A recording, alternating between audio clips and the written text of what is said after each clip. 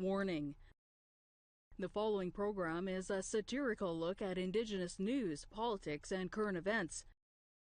Jesse from the Beachcombers is advised.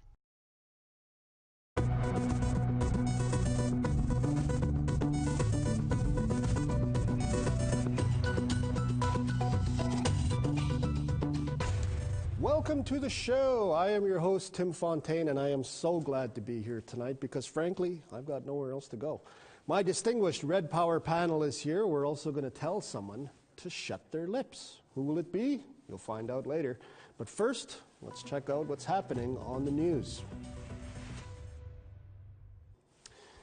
We begin in Ottawa, where the Liberals gave Indigenous peoples the most romantic gift ever for Valentine's Day, a new legal framework to recognize Indigenous rights that will guide all government interactions, just what any Indigenous person wants. Check it out. We're hoping that there are a lot fewer court challenges. Officials say this won't give First Nations a veto on resource projects, but it should stop them from going to court just to prove they should have a say. I think what we're saying today is take it or leave it, see you in court is no longer there. That this is a new way that we recognize the rights. They don't have to claim them or prove them. Carolyn, you had me at I think. Now, if what the Liberals are promising sounds a little vague to you, you're not alone. Here's how the media took the news. This is a difficult story to cover, isn't it? Because we've got a fine speech and no details yet. Bruce, can you kick this off maybe? I mean, it's nice to have a framework. It's nice to have engagement to develop the framework. Do you know what this means? I have no idea what it means. I'm just trying to see the end destination from this. I'm trying to figure out what a framework looks like when it's put into action. Can you tell me what you think it looks like? Well, I really haven't had any engagement in this, but... With today's announcement, what will it mean practically? Well, it really depends what's going to be involved, because he didn't give a lot of detail. That being said, I would like to see more action and less talk. Okay, so pundits and talking heads aside, really what it sounds like this government is offering is a nation-to-nation relationship on Indigenous people's terms. But that's not new. You campaigned on this. The only difference here is that you want to lay the foundation for this magical new relationship before the next federal election in 2019. It's like the Liberals took pizza they ordered during the last election, reheated it in the microwave, sprinkled some cheese on it, and are calling it a new pizza. Now, don't get me wrong, I like reheated pizza. I love it, actually. But don't give it to me and shout, ta-da! Okay, let's move on. In sports, the Winter Olympics are underway in Pyeongchang. As always, Indigenous athletes are competing, including the first Indigenous person from Australia to ever take part in the Games. Check this out. At just 20, Harley Windsor remains humble and grateful. It's a completely different world to what my parents grew up in. You know, I've got every opportunity available for me and they had to miss out on so much. Both his parents are Indigenous, overcoming hardship, a common theme throughout his family's history. His mother Josie grew up on a mission. There was no electricity, no running water. But I swore that I'd never let that happen to my kids. See, that's crazy to me because I didn't even think they had ice in Australia. It's so hot there. And speaking of hot, one Indigenous athlete has captured the world's attention for marching shirtless during the opening ceremony and oiled up, I might add. Pita Tafatafu, who comes from Tonga, is competing in cross-country skiing, which, again, I'm sorry, but it's another country where I didn't think ice sports would be a thing. But when you look that good, who cares? And finally, the National Energy Board says that work can begin on a portion of the controversial Trans Mountain pipeline expansion. The green light means that Kinder Morgan, the company behind the project, can start clearing an area of Burnaby Mountain that will become the entrance of a tunnel for the pipeline.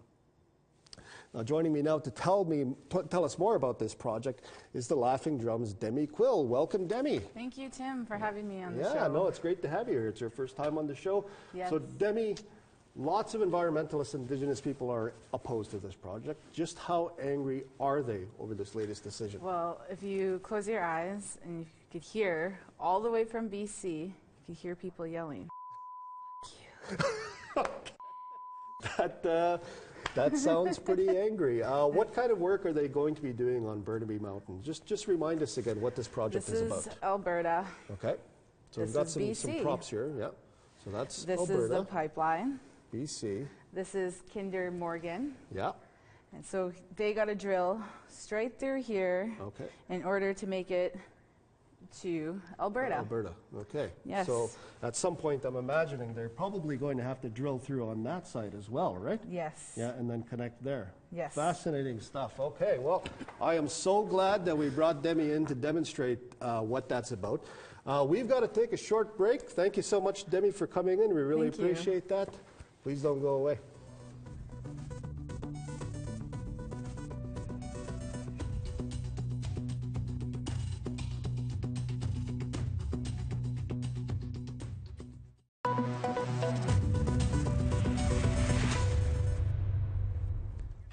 Welcome back to the Laughing Drum. Television so deeply and profoundly Indigenous, your eyeballs will get status cards just watching us. My distinguished Red Power panel is here tonight to discuss the hottest issues facing Indigenous people tonight. They are Alyssa Kickson, who once swore so longly and loudly, I don't even think longly is a word, that we invented a new beep just to cover it. The near mythical Anishinaabe comic, Jerry the Big Bear Barrett. The always funny and ever mustached Sasha Mark. Welcome to you all. All right, let's get down to it. On Valentine's Day, the Liberals made another huge promise that they'll lay the foundation for a new relationship with Indigenous folk before the next election. That's next year. I'll start with you, Alyssa. Just how full of crap are they? I feel like they're so full of crap that they are reminiscent of a baby that learns how to walk, but they're still in diapers. And when they crap themselves, they become so attached to it that when you approach them with a solution of taking all the shit out of their diaper, they like freak out because they're like, I'm afraid of change. I like my poop. Jerry, you want to add to that? I don't know that I can. It's all been said here. Well, I think it was the same old, and they're adding more dollars to the budgets that are going to be allocated to First Nations. Inuit and the Métis, but there's not a whole lot of change there. It appeared to me it's like they promised a nice, fresh, warm bannock, but when it arrived, it was half-baked and doughy, and again, the end result is we're all going to get diarrhea. So it's back to the same analogy. Sasha? Yeah, I'm like the last prime minister like set the bar so low, like a lot of people are like impressed when he does anything. You know, like when he mentions like Indigenous. That's what I think. Yeah. Anytime he does anything that's remotely decent, it's like oh, look at him. I was like listening to his conversation, like his Gandhi? speech last night, and there's like, it's like, I'm looking forward to like connect the Indigenous community pipeline, and I was like really looking forward to like reconnecting everybody as a pipeline together, and it's going to be really great. And I'm like, let's try. Like, nah. Okay, let's cut through the cynicism for 1 minute here then. If it became real, if we had a magic wand and we could make that new relationship real, what would it look like? Alyssa, let's start with you again. I would say that we would get rid of the treaties.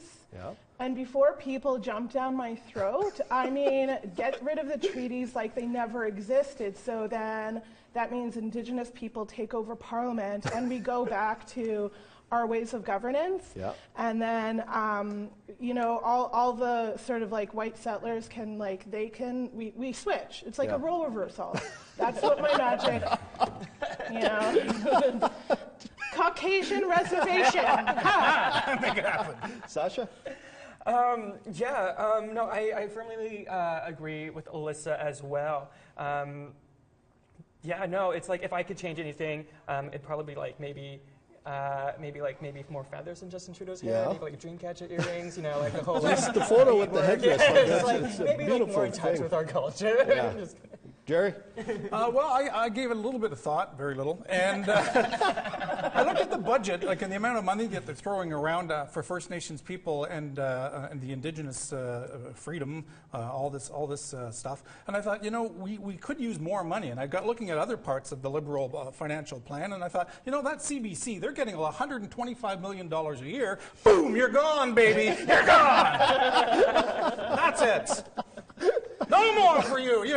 tried long enough. Because I worked in private radio for years, and sell advertising, CBC. Just don't, wait for a $125 million check to arrive in the mail. That's true. Yeah, and I think that anybody who runs for Prime Minister and is going to call the shots on Indigenous issues should live on a reserve for 1 year before you take office. Planes are leaving every half hour for the north. Get on one. It would be like Survivor, but Nietzsche edition. I think so. All right, we're burning through these faster than I thought, so we'll ask one last question on this topic.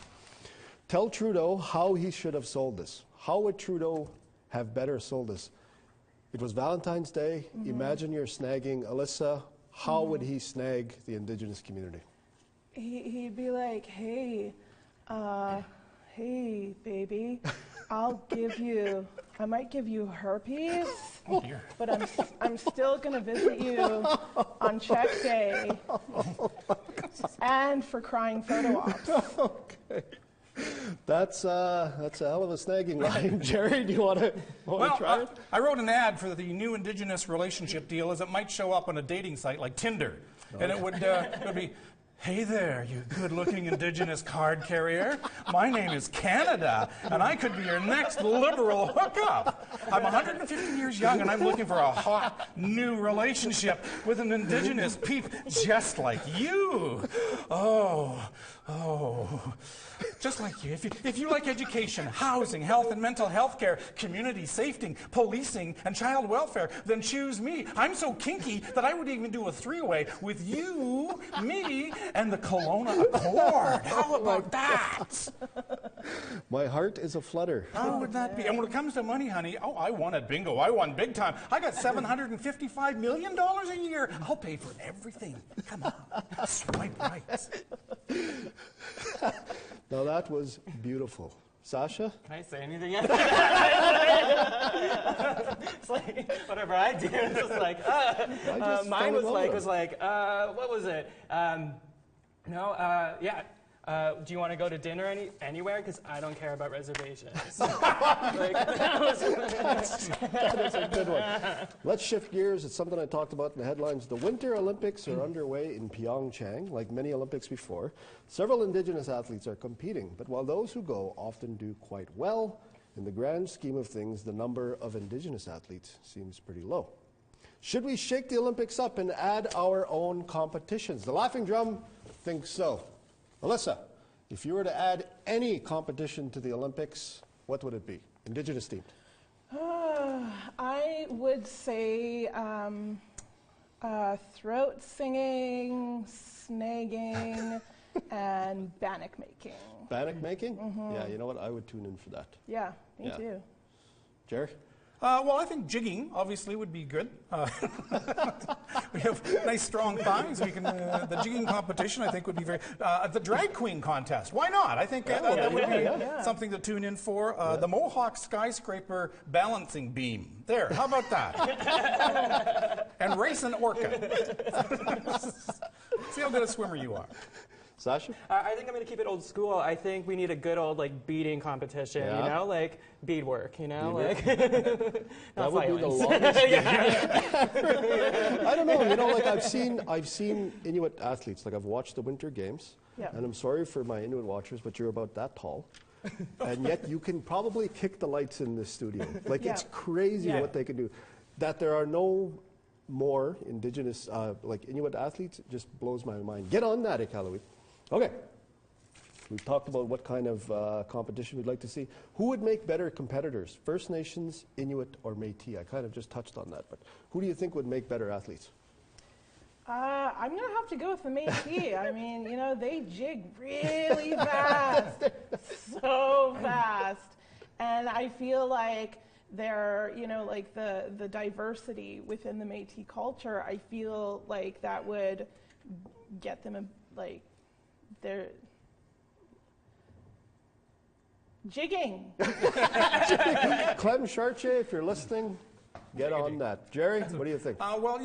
First Nations, I look at myself, Ojibwe man. That's why I wore my short sleeve shirt, so you can see the powerful pipes. The pipe show.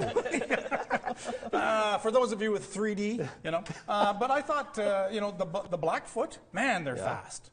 Yeah.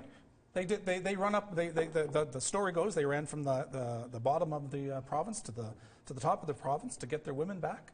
Right? And I think they did that in a weekend, or it didn't take that long. If love is at stake. The Blackfoot. I think the Blackfoot would make excellent Olympians. All right, Sasha, what do you think? You just literally talked about high kicking Inuit people. Like as a Métis boy, I can barely get to the bus on time. Let alone an Olympic sport.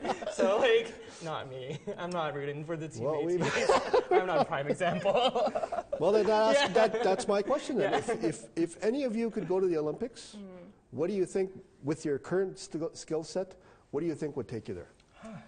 I don't know. I can give a pretty, mean, salty stare, just... Stoic. The gold medal stoic stare?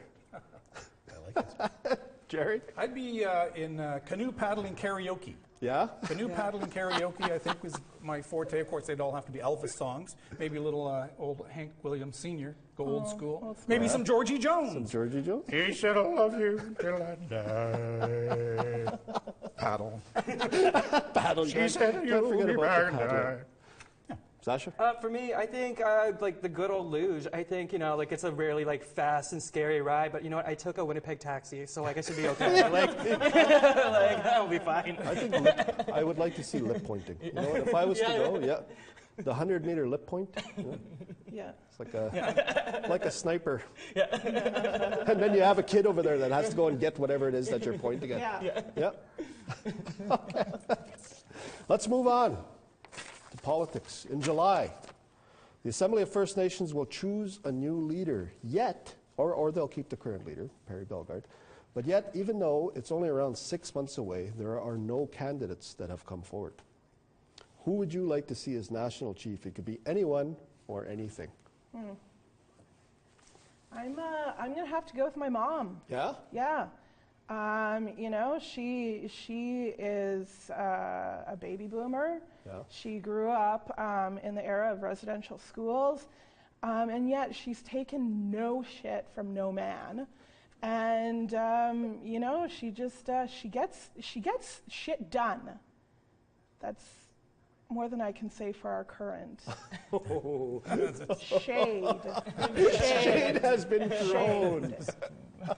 Jerry, are you going to throw shade as well? Well, I think the person or thing that should run for AFN chief is the sleeping giant in Thunder Bay. Yeah? He's been silent too long. When he rises from the lake and looks around and sees what Ottawa has done to his people, he's coming! He's coming! It's okay. Sleeping giant of the lake, people! It's okay. It's okay. All right. Sasha. I support diversity, so I think white people should take this position. I think there's an underrepresentation in that field of work, and I think these Aboriginal people are taking these jobs. They're taking too many of these jobs right now. Tim, it's a problem. I think it's time for you to go, my friend. Yeah. Okay, let's say we keep the status quo. Let's say Perry stays in the job. Who would win in a leg wrestle? Trudeau or Perry Bellegarde? Neither. No? Because they both get crushed by the transatlantic pipeline. They're done. Done. It's done. Game over. Game over! Jerry? I think Perry would, because I think when he's not walking the halls of the nation's capital, he's probably doing a lot of jigging. Yeah. So his legs and his thighs are powerful, and he'd just probably get little Trudeau there and flip him right over. That would be the end of that. Sasha? Tough one. I think, beforehand, I guess, Trudeau would win. He's doing fine. He has a 32-room house. He won. If it loses, he wins anyways. Going back to our last topic about Valentine's Day and Trudeau, is Trudeau still dreamy to Indigenous people? I'm not a gay man, but I look at Mr. Trudeau and I'm thinking perhaps maybe, my wife's not watching, I'd probably make out with him. Yeah? Sasha? He's definitely very attractive, and I think that's something that the world took notice of when he was elected. He has those deep colonial eyes. A little scary, but but not really. No. Phyllis? I don't know. You know, I just I'm more of a Fidel Castro woman myself, so you know, no. No. Okay, on that note, we're going to take a break, but when we come back, I'm going to ask my panel to tell someone to shut their lips. Who's it going to be? Find out after the break.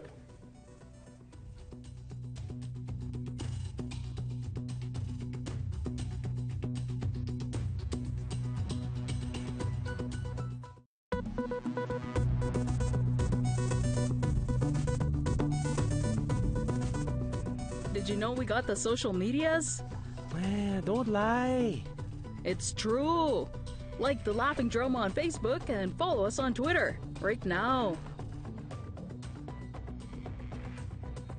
I still love that. Welcome back to the Laughing Drum. I'm here with my Red Power panel, and we're going to play a little game I like to call Shut Your Lips. It's where I tell you about someone who has said or done something controversial, and the panel here decides whether they should just shut their lips. Are we ready? Yeah. Ready. All right. Liberal MP Robert Falcon Ouellette recently found himself in hot water after he expressed sympathy for Gerald family and his Stanley. Now, that's not necessarily the part that caused the trouble. Stanley, as you know, is the man who was recently acquitted of shooting 22-year-old Colton Bushy. Now, here's what Ouellette told the Winnipeg Free Press last week. And I quote, "The Stanley family and many farmers in Saskatchewan have the feeling that their property is not respected and people come onto their farms and steal their stuff." So many Indigenous people obviously outraged by those comments, especially since so many Indigenous leaders and politicians are trying to steer the discussion towards whether the justice system is fair to Indigenous peoples. Rather than apologize, Ouellette doubled down on that and told the CBC that he doesn't regret speaking his mind. He also said that he was attempting to somehow build bridges. So, Red Power panel, is Robert Falcon Ouellette building bridges, or should he just shut his lips? Alyssa? RFO, you need to shut your goddamn flapping lips. Sorry. Jerry, where do you stand on this? Shut your beak!